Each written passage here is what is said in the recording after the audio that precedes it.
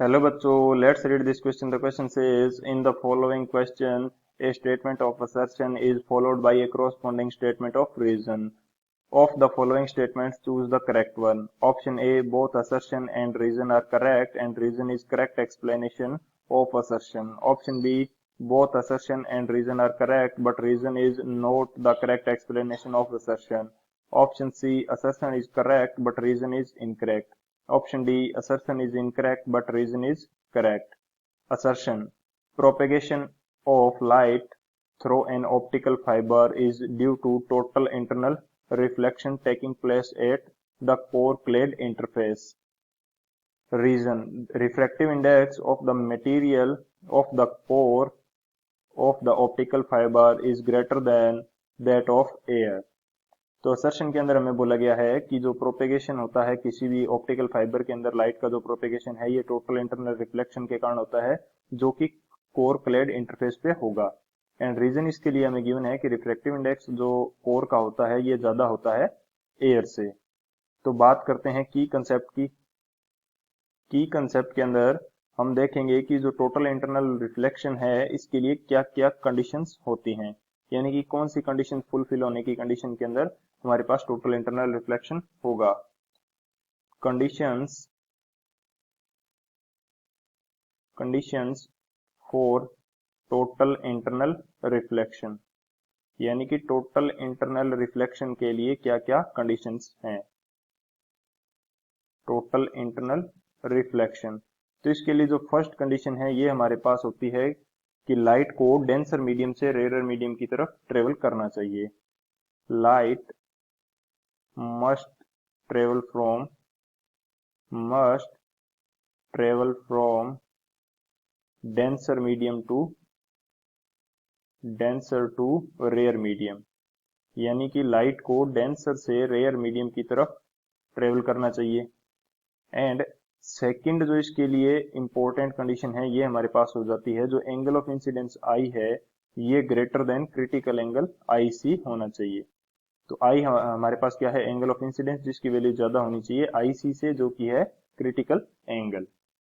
तो ये हमारा हो जाएगा की कंसेप्ट। अब बात करते हैं सॉल्यूशन की।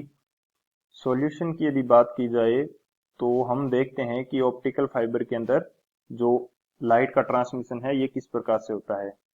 यदि मैं यहाँ पे बनाना चाहूँ, मैं अज्यूम कर लेता हूँ कि ये मेरे पास ऑप्टिकल फाइबर है एंड ये इसके ऊपर क्या है, एक कवरिंग है जिसको बोला जाता है क्लेडिंग। इसको क्या बोलते हैं, इसको बोला जाता है क्लेडिंग। ये मैं दोनों साइड क्लेडिंग बना देता हूँ।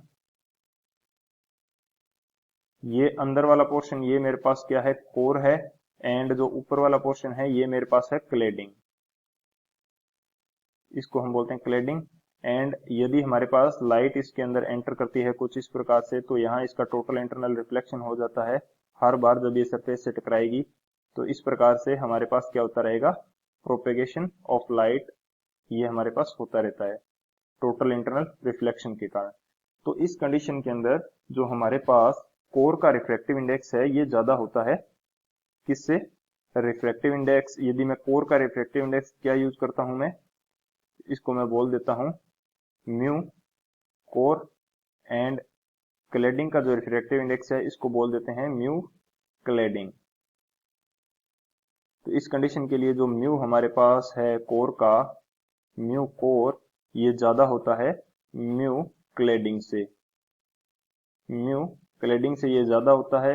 एंड जो एंगल ऑफ इंसिडेंस है इस सरफेस के लिए, यहाँ पे यदि एंगल ऑफ इंसिडेंस की बात की जाए आई, तो एंगल ऑफ इंसिडेंस होता है ये ग्रेटर देन होता है किससे, क्रिटिकल एंगल आई सी से। तो इसके अंदर दोनों कंडीशन फुलफिल होती हैं जिसके कारण से ये लाइट टोटल इंटरनल रिफ्लेक्ट करती है एंड प्रोपेगेशन ऑफ लाइट होता रहता है। एंड ये जो हमारे पास टोटल इंटरनल रिफ्लेक्शन होगा ये कौन सी सरफेस पे होता है, कोर क्लेड इंटरफेस के ऊपर। तो असर्शन तो यहाँ से हमारा हो जाता है करेक्ट। अब बात करते हैं इसके लिए रीजन की। रीजन हमें गिवन है कि जो कोर का रिफ्रैक्टिव इंडेक्स है ये ज्यादा होता है एयर से। जो रीजन है इसके अंदर हमें दिया है कि जो म्यू कोर है ये ग्रेटर देन होता है किससे, म्यू एयर से।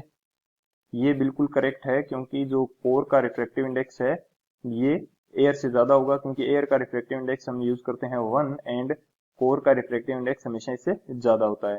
तो रीजन भी हमारे पास करेक्ट हो गया, लेकिन ये इसका करेक्ट एक्सप्लेनेशन नहीं है। करेक्ट एक्सप्लेनेशन क्या होगा इसके लिए? TIR इस कारण से होता है क्योंकि जो कोर का रिफ्रैक्टिव इंडेक्स है ये क्लैडिंग से ज्यादा होता है। लाइट जो है कोर की तरफ से क्लैडिंग की तरफ जा रही है, यानी कि डेंसर मीडियम से रेयर मीडियम की तरफ जा रही है, ना कि डायरेक्ट एयर में जा रही है। सो इसका रीजन हो जाएगा म्यू, जो कोर का रिफ्रैक्टिव इंडेक्स है ये ज्यादा होता है क्लैडिंग के रिफ्रैक्टिव इंडेक्स से, इस कारण से TIR हो जाता है। तो अब बात करते हैं ऑप्शन की, कौन सा ऑप्शन हमारे पास करेक्ट हो जाएगा।